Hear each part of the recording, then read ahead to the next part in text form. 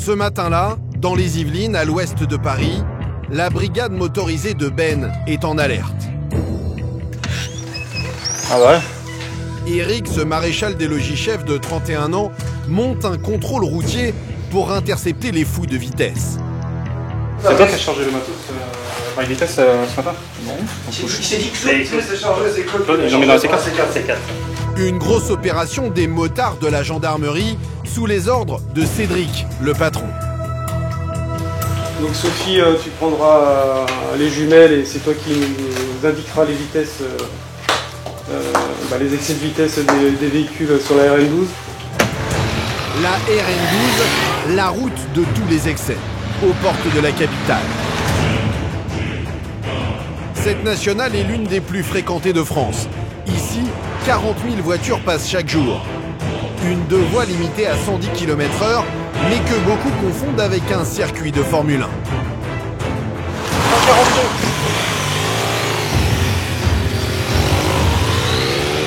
Il est 10h, et grâce à leur moto qui monte à 220 km/h, Cédric et ses hommes rattrapent les premiers contrevenants. Souvent, dans ce coin chic de la banlieue parisienne, ce sont des propriétaires de puissants 4x4. Monsieur, bonjour. Bonjour. Gendarmerie nationale, vous me présentez votre permis de conduire, s'il vous plaît, et la carte grise du véhicule. Parmi les premiers interpellés, ce retraité au pied un peu trop lourd. Je suis pas d'accord sur le kilométrage, c'est tout. Bon. Vous contestez la vitesse? Oui, On conteste surtout leur présence. C'est-à-dire, madame, pourquoi? Parce qu'ils nous emmerdent. Vous voyez, j'ai 73 ans, j'ai jamais eu un seul accident. J'ai toujours eu des gros véhicules. J'ai jamais eu d'accident. D'accord? Le genre de discours qui agace Eric. Il connaît mieux que personne ces voies rapides de l'ouest parisien. Les gens ne comprennent pas que la vitesse représente aussi un danger et que si on laisse faire tout le monde, il y aura plus d'accidents et il y aura plus de morts et qu'on ne peut pas laisser faire comme ça. Mais ce matin, il y a beaucoup plus grave. Eric interrompt une dangereuse course-poursuite en plein trafic. Cette berline allemande vient de battre tous les records. Monsieur, bonjour. Gendarmerie nationale. Ça me fait suivre, on a paniqué. Il y a une voiture, un taxi qui nous suivait, qui nous collait, on a cru que c'était une agression. Vous me présentez votre permis de conduire, s'il vous plaît, la carte grise du véhicule. Le jeune homme l'affirme, s'il a poussé son bolide bien au-delà des 110 km/h autorisés, c'est pour échapper à un taxi qui le poursuivait. Ok, donc vous avez été flashé à la vitesse de 214 km/h pour 110 autorisés. Ouais, mais il nous collait, je sais pas si le collègue peut le dire. Il nous collait. Je sais pas si vous collez. J'ai ma femme et sa petite soeur dans la voiture, on a paniqué, on s'est dit que comme c'est une belle voiture, on allait se faire. Vous êtes souvent poursuivi par les taxis, vous? Bah non, c'est bien la première fois, c'est pour ça que c'était un peu louche. Mais de son côté, le fameux taxi intercepté lui aussi présente une toute autre version de l'histoire.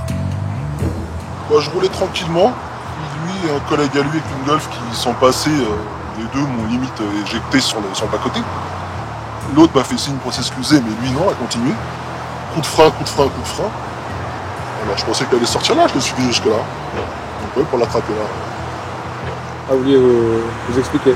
Ah ouais, j'aurais mis le main dans la gueule, clairement. D'accord.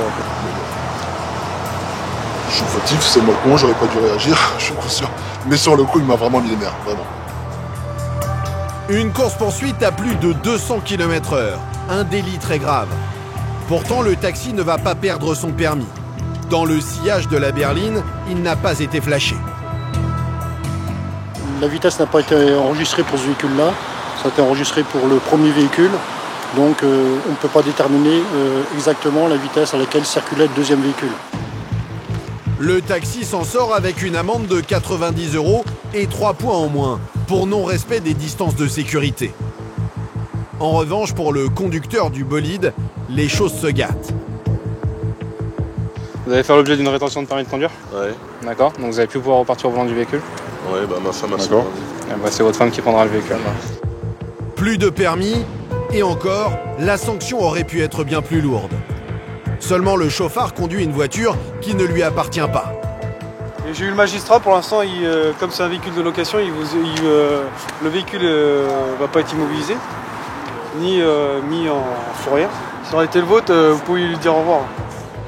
Ici, à 30 minutes de la capitale, les chauffards de la Nationale 12 sont l'une des priorités des gendarmes des Yvelines. Mais pas la seule. Dans ce département, ils sont confrontés à des interventions de plus en plus mouvementées. Rambouillet et ses 25 000 habitants.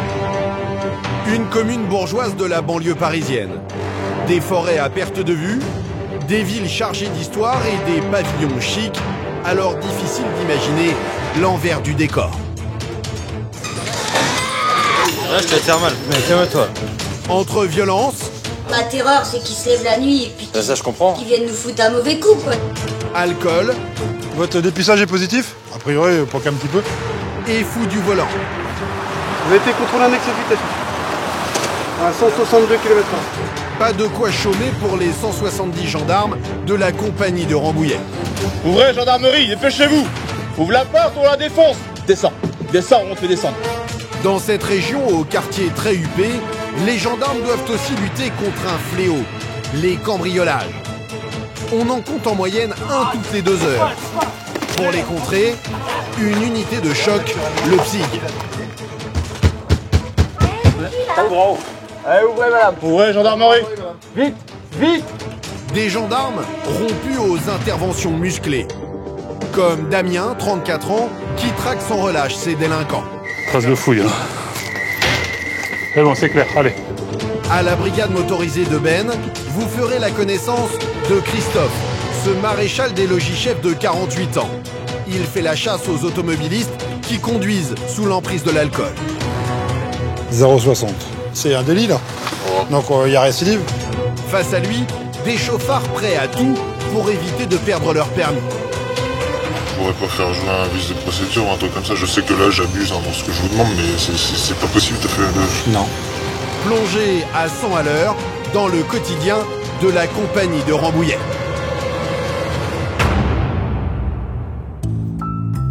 Avec plus de 4000 cambriolages par an, les Yvelines sont l'un des 5 départements les plus touchés de France. Des vols à répétition qui sont devenus la bête noire des gendarmes de Rambouillet. À la brigade, ce sont les hommes du PSIG, le peloton de surveillance et d'intervention, qui sont en première ligne sur les missions à risque. Et ce soir-là, l'équipe est à peine montée en voiture qu'un appel tombe au 17. Des habitants seraient victimes d'une tentative de cambriolage. Ouais, PSIG Rambouillet sur écoute. Il y a un monsieur qui a vu quelqu'un qui le regardait par la fenêtre de sa cubille. Ouais, le PSIG Rambouillet, c'est bien reçu, on s'y transporte. Pour le PSIG, pas de temps à perdre. En moyenne, un cambriolage ne dure pas plus de 2 minutes. Vous êtes là? Ouais. Dans la pénombre, pas facile de trouver l'habitation. Mais très vite, un indice les oriente. Une alarme dans la nuit. Le PSIG débarque dans ce pavillon. Bonsoir. On a quelqu'un qui est venu nous regarder pendant qu'on était en train de regarder la télé, mon compagnon. D'accord. Puis il y a eu un cambriolage en mars et là, il n'y a pas très longtemps, pendant qu'on dormait. Et comme on est un peu inquiet, on vous appelle. D'accord, très bien. Vous avez constaté des dégradations ou autres? Non. Ce couple aurait aperçu un homme dans leur jardin, les regardant par cette fenêtre. Et là, vous l'avez vu ici? Oui. D'accord. Et il était cagoulé? Il était... Un visage un peu sale, dessiné plus dessus. Alors regarde pas les yeux. Beaucoup de cheveux ondulés. Châtain, brun, blond? Plutôt brun. Plutôt brun? D'accord. Ce portrait du cambrioleur dessiné à la va-vite n'est pas d'un grand secours pour Martin, le chef du peloton. Après 17 ans de service, le gendarme connaît bien les techniques des cambrioleurs. Il s'empresse d'aller vérifier le véhicule garé devant la maison, une berline allemande. S'il y a des traces d'effraction sur le véhicule ou autre. Parce que j'aime bien ce type de véhicule. Un bon réflexe, cette voiture a déjà été volée plusieurs fois. Ah, il avait déjà pris celle-là? 2 fois. C'est celle-ci qu'ils nous avaient déjà prise? 2 fois. D'accord. Ah ouais, 2 fois. Et elle était retrouvée où? Un tracker dessus, donc...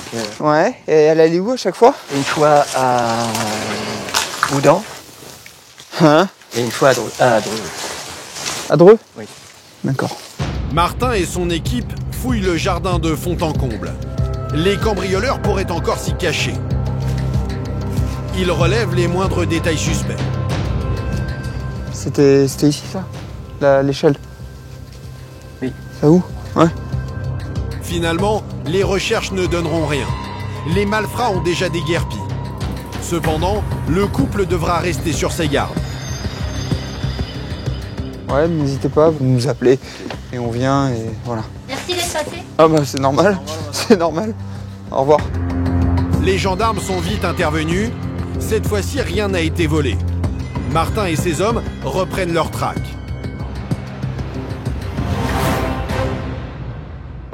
Car les cambriolages ou les vols de voitures empoisonnent la vie des habitants.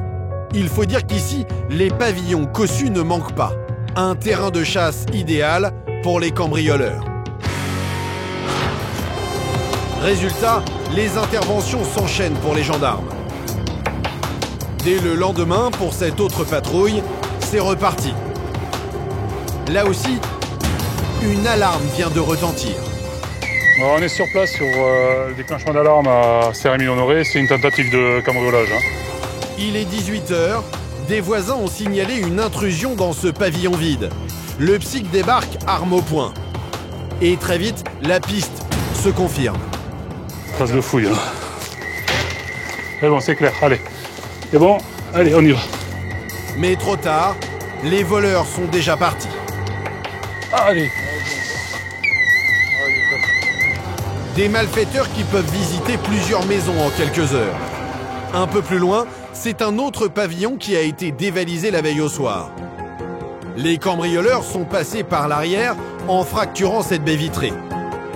La vidéosurveillance du voisinage a même capté leur arrivée.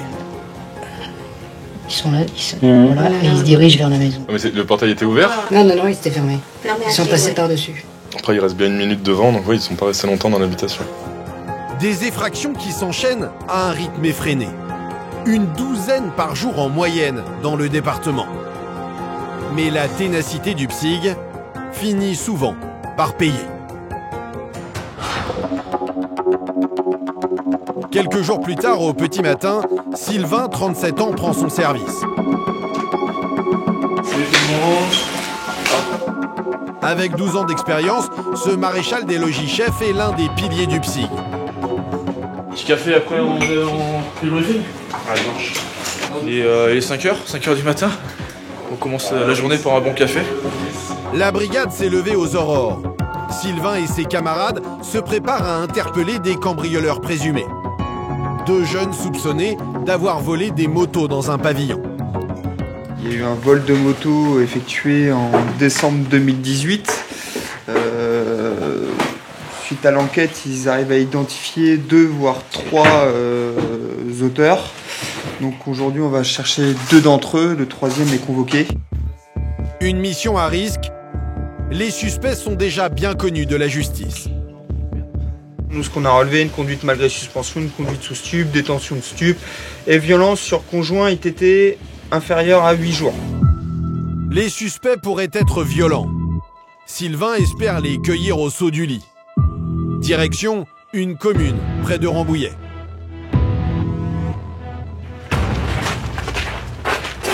Il est 6h du matin. À l'aide d'une échelle, Sylvain franchit la clôture de la maison du premier suspect. L'opération est lancée.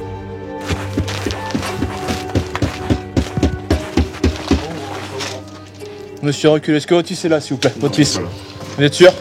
Sa chambre est où? Juste en face. Ok, on monte, prenez en bas, les gars. Ah, on y va. On y va. Le père affirme que son fils n'est pas là. Mais les gendarmes se méfient. Arme au poing, ils inspectent chaque recoin de l'habitation. Ici, c'est clair. Personne à l'étage, ou presque. Oh. Le père.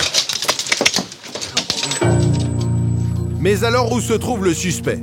L'équipe du PSIG se renseigne auprès de ce père, visiblement débordé par les dérapages de son fils. C'est pas trop, on s'est fâché. Ouais, non, franchement, on s'est fâché. Donc, il y en a marre, c'est clair.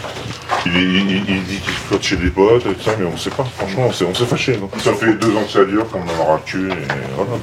C'était quand la dernière fois que vous l'avez vu? Ça fait un mois, un peu plus d'un mois. Ouais. Je crois qu'on l'a vu. Aucune trace du premier suspect, mais pour le PSIG, pas question de baisser les bras. Sylvain garde espoir d'interpeller le deuxième cambrioleur présumé. Personne au domicile du premier objectif. Donc on va se transporter au deuxième objectif en espérant avoir plus de chance. Ouais. Les gendarmes se remettent en route. Alors au deuxième domicile, auront-ils plus de réussite?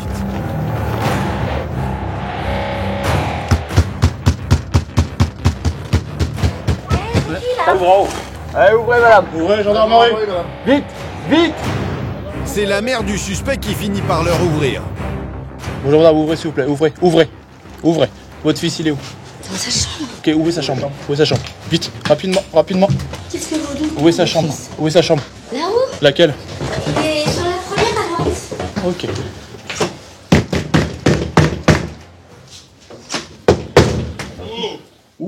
Ouvrez, gendarmerie, dépêchez-vous. Ouvre la porte, on la défonce. Ouvre la porte, s'il te plaît. T'as ouvre. Ouvre la porte, descends tout de suite, descends, on te fait descendre. Rapidement. Le jeune homme de 20 ans, surpris en plein sommeil, n'oppose aucune résistance. Ok, individu menotté. Une fois rhabillé, il est emmené à la brigade sous les yeux de sa mère, abasourdie. Qu'est-ce que t'as fait? Ouais, non, si tu sais, t'as dû faire quelque chose, qu'est-ce que t'as fait? Oui, madame. Je viens parce que vous êtes placé en garde à vue pour une durée de 24 heures, en renouvelable 24 heures, pour des faits de cambriolage. Menotté et arrêté, le suspect nie les faits. Ça fait quoi, là? Je sais pas. Mais si, t'as dû... Si. T'es fier d'avoir ça dans tes mains, là? Sérieux, je vais me rendre malade, moi. S'il est reconnu coupable de ce vol de moto, le jeune homme risque jusqu'à 3 ans de prison et 45 000 € d'amende. Les gendarmes en informent sa mère, qui n'est qu'à moitié surprise. Là, ce qui lui est reproché, c'est un cambriolage qu'il y a eu à Ably, pas très loin d'ici. C'est pas l'histoire de la moto. Et vous avez des éléments, je suppose. Si on y est on ne vient pas pour rien. Des mères de famille souvent dépitées, pour qui les gendarmes sont parfois une oreille attentive. Je me dis que mon fils, voilà quoi. Je l'éduque au mieux possible et puis il fait de la merde. Voilà. Bon, après, c'est pas un mauvais bout. Ah non, justement, c'est ça c'est qu'il est pas mauvais, mais c'est qu'il est tellement influençable. Comme je vous disais, il a toujours été comme ça, très influençable, et il va toujours vers le, je sais pas, vers le mauvais. On espère que ça sera la piqûre de rappel. J'espère. De quoi réconforter un peu cette mère désabusée. Le jeune homme est placé en garde à vue pour une durée de 24 heures. Dans quelques semaines, il comparaîtra devant la justice.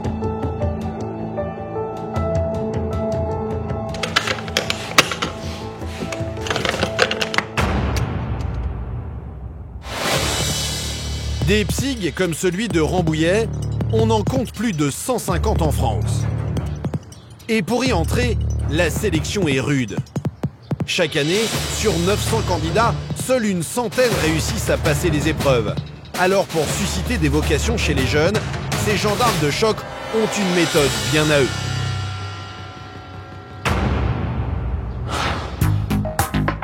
Ce matin-là, au QG du PSIG, Damien, gendarme de 34 ans, n'est pas en intervention. Aujourd'hui, avec ses collègues, ils reçoivent ce qu'ils appellent des cadets.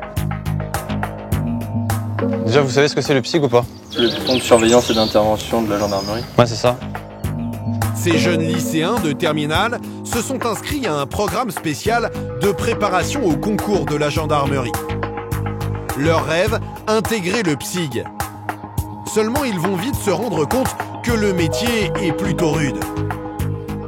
On casse les portes, on toque à la porte, on rentre à 40 pour choper un mec, suivant la dangerosité de la personne. Donc on est aux bases de l'intervention, donc on est à la première unité d'intervention de la gendarmerie. Les adolescents sont prévenus, s'ils intègrent le PSIG, ils seront confrontés à des forcenés, voire des terroristes. Alors pour être admis, les critères sont drastiques. Si vous n'êtes pas sportif, ça vous rentrez pas. Ça c'est sûr et certain. On a des barèmes au niveau des sports qui sont un peu différents de ceux des brigades, qui ne sont pas inatteignables, bien au contraire, mais qui sont différents. Pour faire face à toutes les situations, il faut passer par un entraînement poussé. Un peu plus haut les fesses. Les gendarmes se transforment le temps d'une matinée en instructeurs impitoyables. Il y a encore une montre. On a dit d'enlever les montres. Donc tu l'enlèves et tout le monde va faire 5 pompes, 10 pompes. Je vois une autre pompe là-bas. Vas-y toi, compte. 1, 2, 3, 4.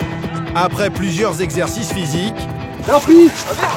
des simulations d'arrestation, là naturellement il va se plier, ou encore des manipulations d'armes, mettez pas le doigt sur la détente. Reste une dernière épreuve indispensable sur le terrain, le combat au corps à corps. Et là tu sors, voilà. Tu peux faire droite-gauche, gauche-droite. Ça c'est le premier bag, d'accord? Et surprise, alors que les gendarmes se mettent dans la peau des agresseurs, cet adolescent bon boxeur va prendre son rôle de gendarme très à cœur, bousculant les hommes forts du PSIG.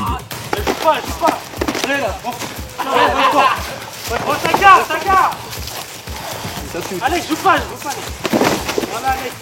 Tu sors du triangle.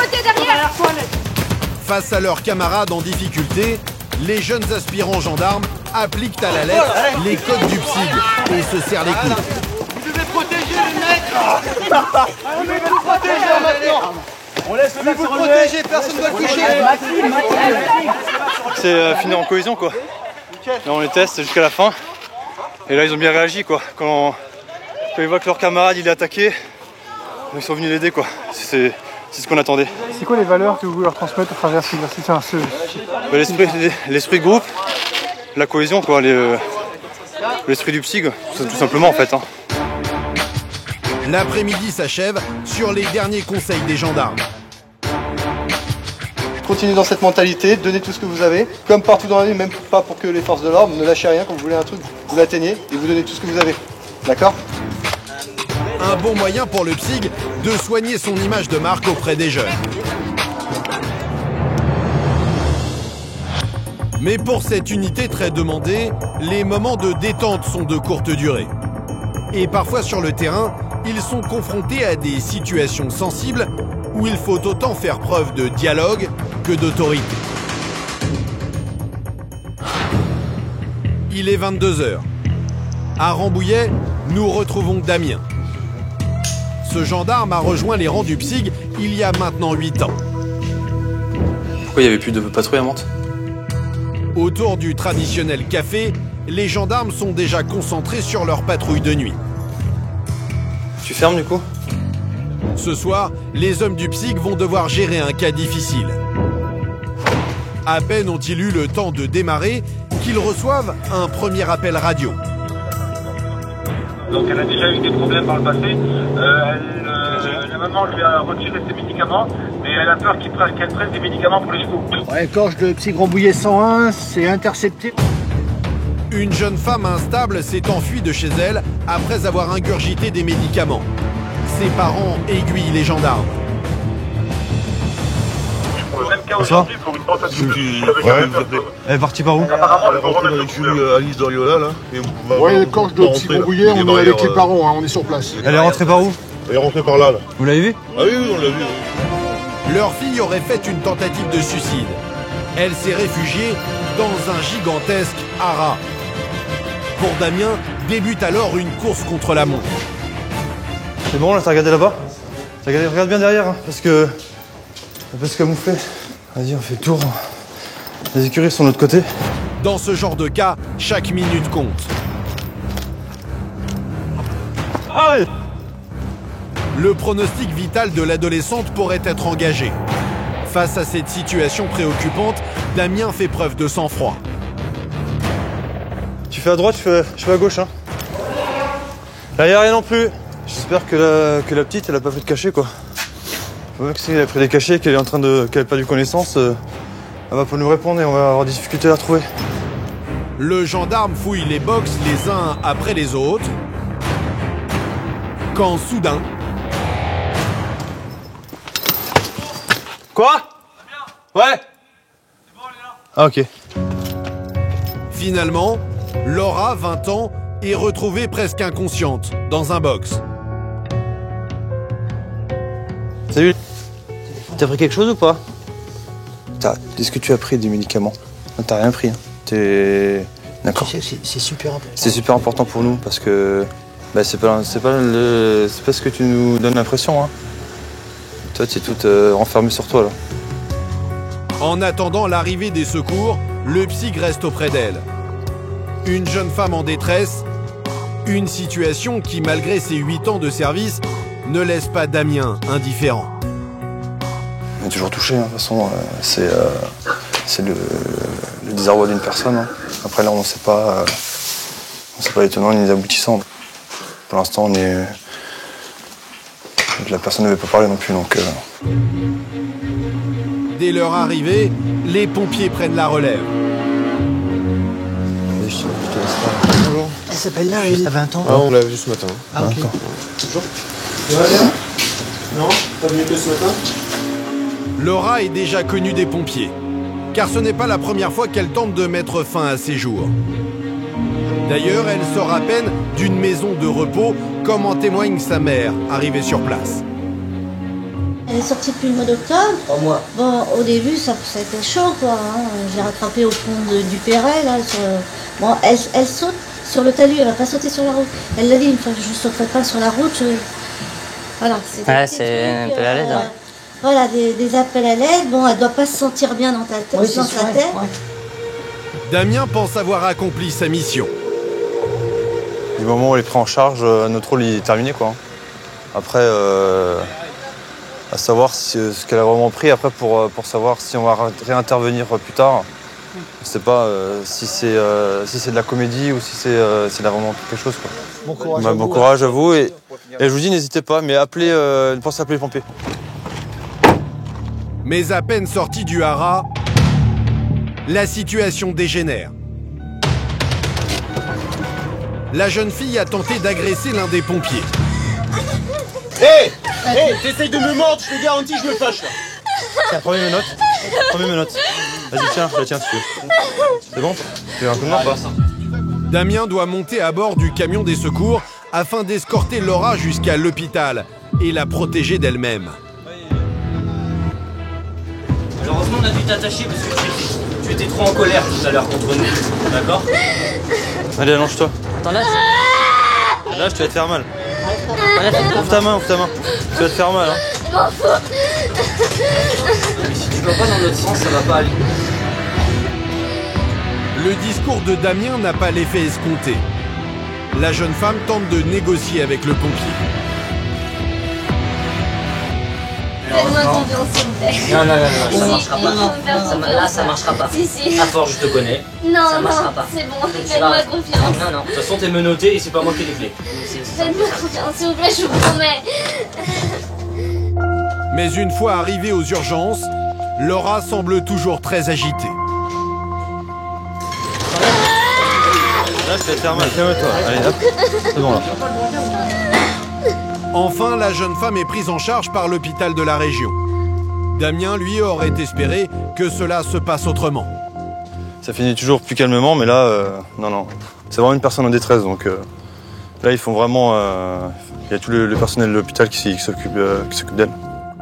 La jeune femme passera la nuit à l'hôpital avant d'être internée en maison de repos. Des nuits sous tension pour les gendarmes de Rambouillet. En ville, mais aussi sur les routes. Et dans le département, il y a certains jours où les missions sont encore plus compliquées, le week-end. Retour sur la RN12, la route de tous les excès, qui donne de plus en plus de fil à retordre aux gendarmes. Il faut dire que depuis quelque temps, les comportements se relâchent de façon inquiétante. Alors ce matin, la BMO de Ben est sur le pont. Vous laissez stationner sur la droite, monsieur, s'il vous plaît. Dans son collimateur, les grands délinquants de la route, de plus en plus nombreux. À l'origine, le mouvement des Gilets jaunes. Dans les Yvelines, près d'une centaine de radars ont été vandalisés. Résultat, les automobilistes en profitent et roulent plus vite. Et beaucoup ont une bonne excuse pour tenter de se justifier. C'est la première fois que je conduis la voiture de mon mari qui est toute neuve et je me suis pas rendu compte. 142 km/h, d'accord. Monsieur, bonjour. Donc ça vous fera une infraction, ça vous coûtera 90 € et ça vous retirera 2 points sur le permis de conduire. D'accord? On rigole jamais. Faut voulez-vous qu'on rigole? Allez-y, soufflez, monsieur, je vais arrêter. Et quand Eric et ses collègues ne rigolent plus, les sanctions pleuvent. Comme avec ce jeune conducteur. Vous avez été contrôlé en excès de vitesse. À 162 km/h. Ouais.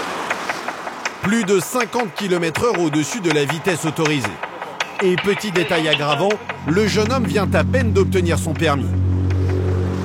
Jeune conducteur, très jeune. Vous savez combien vous êtes limité, monsieur? Monsieur. Voilà. Donc vous êtes à 62 km/h au-dessus de la limitation de vitesse. Vous allez faire l'objet d'une rétention de permis de conduire. Pour ce jeune chauffard, plus de permis. Mais Cédric a une autre mauvaise nouvelle. Donc le véhicule il va être immobilisé? En fait, on doit aller en Normandie, on doit récupérer son fils. Après, j'ai le permis. Ouais. C'est votre véhicule, vous n'avez pas roulé à 162 km/h. Le magistrat a décidé de placer en fourrière le véhicule. Donc à partir du moment où il sera placé en fourrière, on fera un retrait de la carte grise et des clés. Direction la fourrière. Et le jeune homme n'est pas certain de revoir sa berline. Car la justice peut frapper encore plus fort. L'an dernier, les magistrats ont confisqué définitivement près de 1200 voitures avant de les attribuer à la gendarmerie. La gendarmerie a l'opportunité de faire une demande d'acquisition du bien, soit pour le GIGN qui ont besoin de véhicules rapides, aussi pour les véhicules, les unités de recherche, pour faire des filatures ou des surveillances d'individus. Ça passe toujours mieux une BMW noire qu'une C4 grise. Le jeune conducteur risque de ne jamais revoir sa berline à 30 000 €. Et il repart à pied. Des sanctions immédiates qui ne semblent pas freiner les plus endurcis. Monsieur, bonsoir. Gendarmerie nationale, vous me présentez votre permis de conduire, s'il vous plaît. Je ne l'ai pas avec moi. Et il est où? Il est abondant. Le permis? Oui. Vous avez la carte grise du véhicule? Vous avez été flashé à la vitesse de 162 km/h. À cette vitesse, le conducteur risque son permis. Seulement en fouillant dans ses antécédents, Eric découvre que l'homme n'en est pas à son premier écart. Vous n'avez pas le droit de conduire, monsieur. Votre permis, il est invalide. Votre permis B, il a été annulé. Non, mais il est invalide, mais avec le permis de l'avocat, l'audience, il doit se faire, se faire en fin d'année. Ben, c'est parfait, il se fera là. En attendant, votre permis, il est invalide. Eric vient de tomber sur un récidiviste. Mais l'homme a les moyens et il a pris un avocat pour contester les sanctions. Vous avez fait une démarche auprès d'un avocat, c'est bien. Tant mieux pour vous. Vous souhaitez contester cette décision. Mais pour l'instant, tant que ça n'a pas été jugé, vous ne pouvez pas conduire.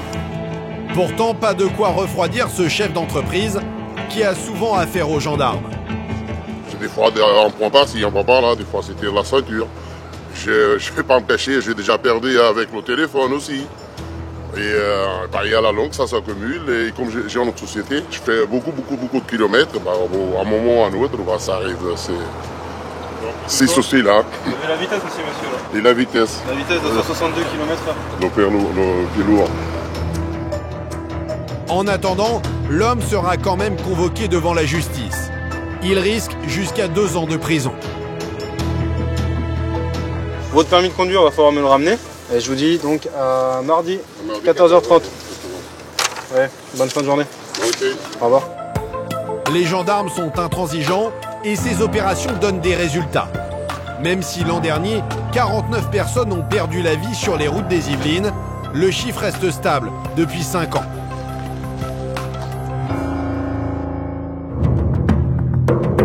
Des contrôles de plus en plus poussés sur ces axes routiers pour garantir la sécurité des automobilistes. Mais lorsque la nuit tombe, et surtout les soirs de week-end, les conducteurs ne connaissent plus de limites. Quelques jours plus tard, nous retrouvons la brigade motorisée de Ben. Ce samedi soir, justement, c'est Alexis, ce gendarme de 33 ans, qui part en mission. Une opération anti-chauffard se prépare. Allez à cheval. Allez, on y va. La préoccupation d'Alexis, les automobilistes qui auraient un peu forcé sur la bouteille. Le gendarme et ses camarades se postent dans une commune très passante. Vous le tenir, vous soufflez normalement, je dirais ici. Ici, ok. Je vous dirai stop, allez-y, monsieur. Alexis est réputé pour être un gendarme toujours très calme. Pourtant, la soirée va lui réserver une mauvaise surprise. Merci à vous, votre permis. Courage. Merci, allez, bonne soirée. A priori, un samedi soir ordinaire. Certains automobilistes ont un peu trop arrosé la soirée avant de prendre le volant. 0,50 mg par litre d'air expiré. C'est un taux important. Donc là, votre permis, on va le garder. Pour cette femme, la soirée entre amis se termine mal.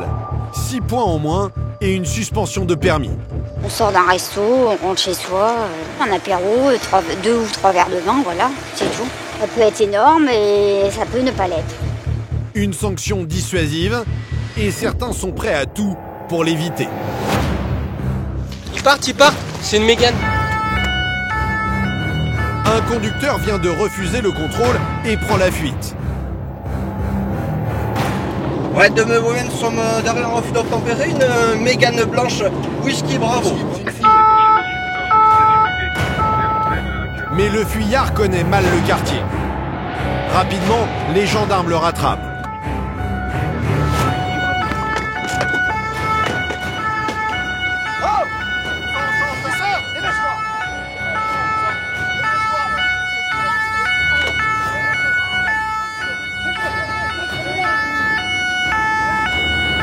Alexis découvre alors un conducteur tout juste âgé de 18 ans et qui rentrait de soirée avec des amis. J'ai rien fait de mal. Fallait pas fuir, monsieur. Mais j'ai pas vu. Là, vous avez... Non, mais vous mais arrêtez. Ma gueule. Vous avez fait une grosse bêtise, vous allez assumer maintenant. Vous savez pourquoi j'ai fui? Je vais vous dire maintenant tout de suite. Non, mais... Pourquoi? Parce que j'ai fumé. Ouais, ben, là, vous allez assumer les conséquences. C'est trop tard. D'accord? Le jeune homme a fumé du cannabis avant de prendre le volant. Pour lui, les choses se compliquent. Il y a du stupéfiant sur vous à bord de la voiture? Sur moi, j'en ai. C'est où? Dans la pochette, là? Non, c'est dans mes chaussettes. Il est 1h20, vous passez en garde à vue. Pour refus d'obtempérer... Je peux prévenir mes parents? On va prévenir vos parents. Refus d'obtempérer, possession de stupéfiants, Alexis vient de tomber sur un jeune chauffard qui risque gros. D'autant qu'il n'en est pas à son coup d'essai. Vous avez des antécédents? Quoi? Possession de stupéfiants. Et pour d'armes catégoriques. T'as entendu toi à Oudan dernièrement? Ouais. Pour des violences, c'est ça? Ouais. Le jeune homme est emmené à la brigade. Sous les yeux de ses amis, un peu dépité. Je lui ai demandé de s'arrêter, mais voilà. On sait très bien que fumer un tout petit peu, ça suffit pour se faire arrêter. Donc... Les gendarmes décident de placer le jeune récidiviste en garde à vue. De retour à la brigade, Alexis fait les comptes. Vous avez acheté ça combien? Bon. 20 euros? 5 grammes. Vous regardez la mesure, monsieur? 5 grammes, c'est bon? Une barrette de cannabis dans la poche, mais il y a plus grave. Son refus du contrôle et sa fuite auraient pu très mal tourner. Alors vous êtes chez vous? Je dis vous êtes chez vous? Il y a 3 couvertures. Le plus grave, c'est la prise de risque. Il aurait pu occasionner un accident. Il y avait des gens à bord, il y avait sa petite amie et un camarade à lui, des jeunes gens. Je pense qu'on est passé à côté de quelque chose de beaucoup plus grave. Le jeune homme sera jugé dans quelques semaines. Pour cette soirée mouvementée, il risque une annulation de permis et une amende.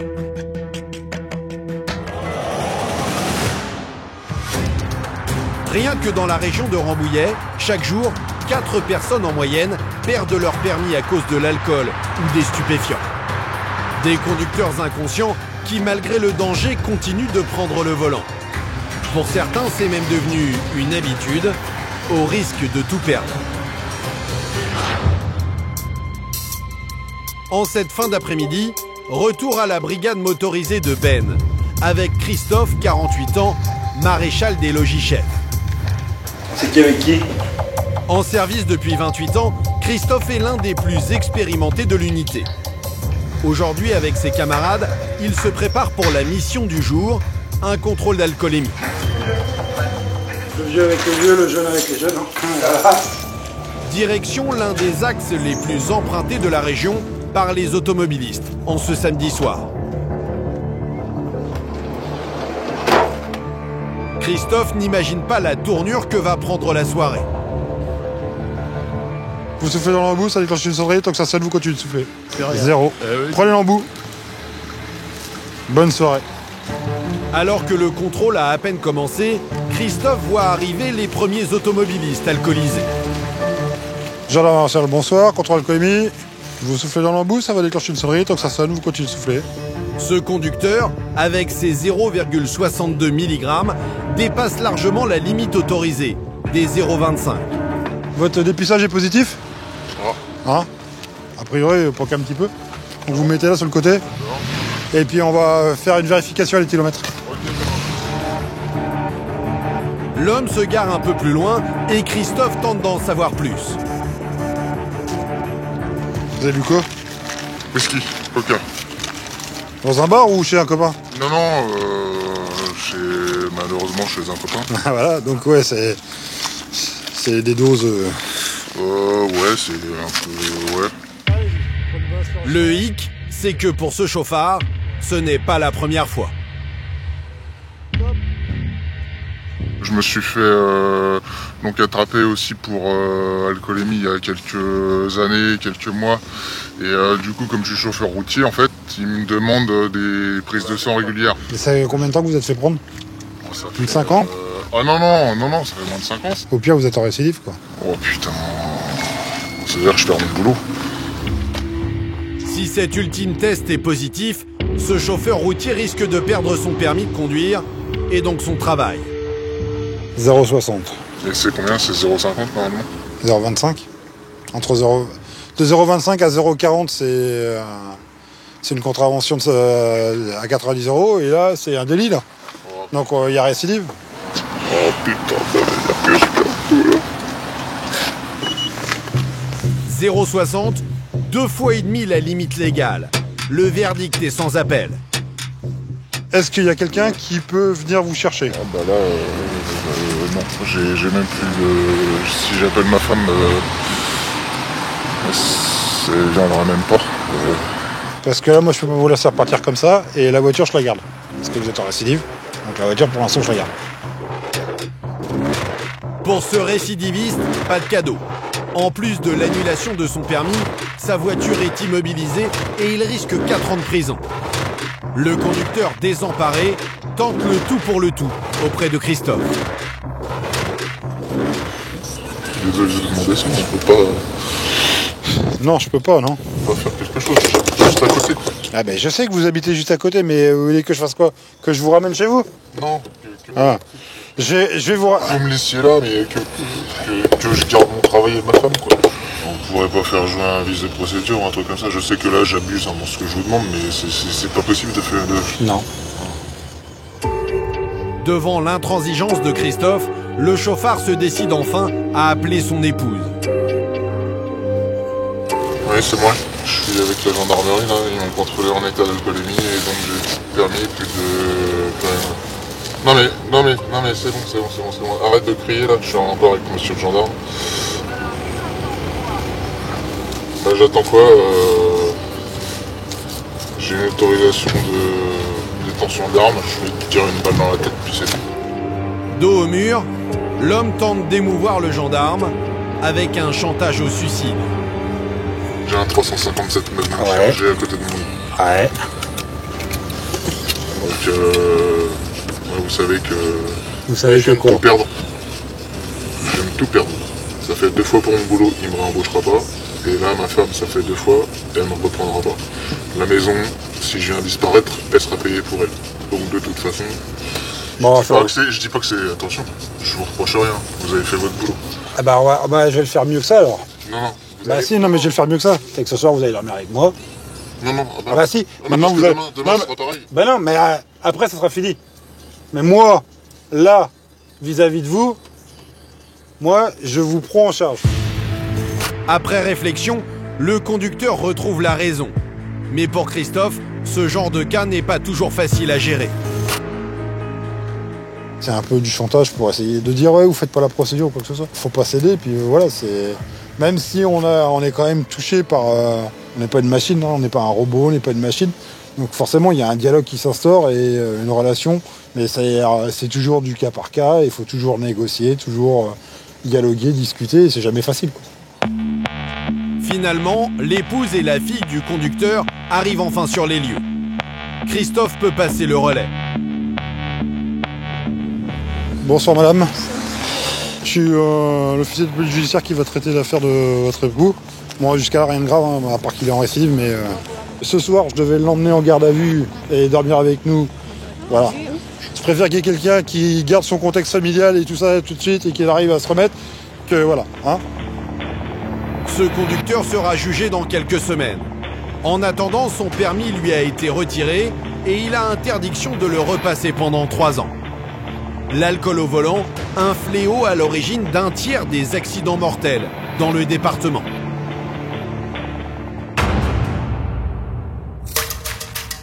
Dans les Yvelines, la RN12, c'est aussi la route de tous les trafics. À l'approche de la capitale, à partir d'un simple contrôle routier, les gendarmes peuvent révéler au grand jour des filières inquiétantes, notamment chez les professionnels de la route.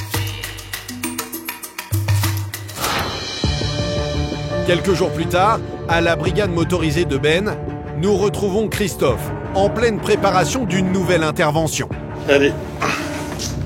Au programme, un contrôle routier de poids lourd. Pour Christophe, a priori, un simple contrôle de routier. Quand on va passer sur la truc, il va faire 7 tonnes le machin là. Il va falloir faire 2 tours. Hein. À 135 € les 500 kilos, ça va coûter cher. Hein. Aujourd'hui, beaucoup de chauffeurs sont en infraction et Christophe est bien décidé à ne rien laisser passer. Il y a 3,5 tonnes de trop. Vous allez vider ça. Enfin, quand on a fini de verbaliser, vous allez vider, vous revenez, vous rechargez là et puis après, voilà. Bah oui, bah... Au cours du contrôle, il arrête cet autre camion et là, les choses s'accélèrent. À son bord, 2 étrangers qui affirment travailler sur des chantiers. Gendarmerie, bonjour, me présentez les papiers s'il vous plaît, vous aussi. Mon papier s'il vous plaît. Le chauffeur du véhicule s'exécute. Mais en un seul coup d'œil, le maréchal des logis-chefs se rend compte que quelque chose cloche. Non mais, regarde, comment tu mets un plastique sur une puce, toi? Le permis de conduire semble douteux. Et ce n'est pas tout. Le passager du véhicule, lui, affirme n'avoir aucun papier. Le résultat est immédiat. Ni l'un ni l'autre sont déclarés. Eh ben, ils vont nous suivre tous les deux. Sans plus attendre, Christophe embarque les 2 hommes à la brigade pour une petite explication. Vous êtes quoi? Vous êtes chauffeur, manipulateur, manœuvre? Manœuvre. Pendant ce temps, dans une pièce à l'écart, Fabien, un autre gendarme, contrôle de plus près le permis du conducteur arrêté. Il manque pas mal de sécurité sur les pièces. Par exemple, le véhicule qui est ici, là, devrait être fait avec de l'encre optiquement variable. Donc en fait, quand on fait pivoter la carte comme ça, en fait, on devrait voir 2 couleurs différentes, distinctes. Une encre plus que suspecte, alors Fabien pousse plus loin ses recherches, à l'aide d'une machine à ultraviolet. À droite, un vrai permis, à gauche, celui du conducteur. Donc là, tu vois un vrai permis. Donc là, la différence, elle est flagrante. Tu vois que il y a bien des UV qui ressortent là, précis qui, voilà. Et par contre, le fond papier où il y a rien dessus, on le voit pas quoi. Enfin, il réagit pas. Que celui-là, en fait, il réagit comme si je mettais une feuille blanche. Si je mets une feuille blanche à côté, on est plus proche de ça que de ça. Pour possession de faux papiers, le conducteur risque jusqu'à 30 000 € d'amende et 2 ans de prison. Mais Christophe a soulevé un autre problème. Et vous avez signé un contrat? Non, pas encore. Donc là, vous travaillez gratuitement en ce moment-là? Non, pas encore. Vous conduisez le camion? J'espère pas encore. Est-ce que l'orage c'est fini? Non. Ouais, je sais. Est-ce que l'orage c'est fini? Pour Christophe, c'est du travail au noir, mais pas seulement. Vous êtes né... Oui, moi... Lui, c'est quoi ça? Attendez. Non mais... Mais il est pas lituanien, lui. C'est pas l'Europe, hein. L'un des deux hommes est en situation irrégulière. Il risque jusqu'à 3 700 € d'amende et 1 an de prison. Pour le gendarme, le simple contrôle de routine prend une autre envergure. On part sur un petit contrôle, on va dire anodin, de police de la route, où il n'y a presque rien. Et au final, on a un travail dissimulé, des faux papiers, un étranger en situation régulière. À l'aide d'un traducteur, Christophe tente d'en savoir plus sur ce cas. Reconnaissez-vous le fait reproché d'entrée ou de séjour irrégulier en France? Признаете, что вы въехали во Францию нелегально? Oui. L'homme admet sans trop de difficulté son délit. Mais le gendarme découvre vite les raisons de sa venue en France. Oui, c'est pour l'instant là-bas, c'est la guerre, je veux pas aller là-bas. Et deuxièmement, j'avais pas assez de moyens pour donner à mes enfants pour qu'ils fassent leurs études. Malgré une situation difficile, l'homme devra quitter le territoire français par ses propres moyens et dans les plus brefs délais. Pendant ce temps, dans la pièce d'à côté, Fabien est bien décidé à tirer au clair cette histoire de faux permis. Alors comment vous avez les documents? J'ai acheté. Où ça? À Paris. La même voiture, le garçon qui tourne, il demande. Un faux permis acheté dans la rue pour une centaine d'euros. Fabien décide de creuser un peu plus. Pourquoi vous avez voulu faire des faux documents? C'est plus facile. Ça facilite quoi? Pourquoi faire? Elle dit, même police, il y aura toi. Même micro, tout ça. Et c'est tout? Même quelqu'un. Pour trouver du travail peut-être? Ouais, pour trouver du travail. Deux faux papiers qui n'auront pas dupé Fabien et Christophe. Le fraudeur écopera finalement d'un rappel à la loi. Un travail incessant des gendarmes qui continuent de payer. L'an dernier encore, la délinquance sur les routes est restée stable dans les Yvelines.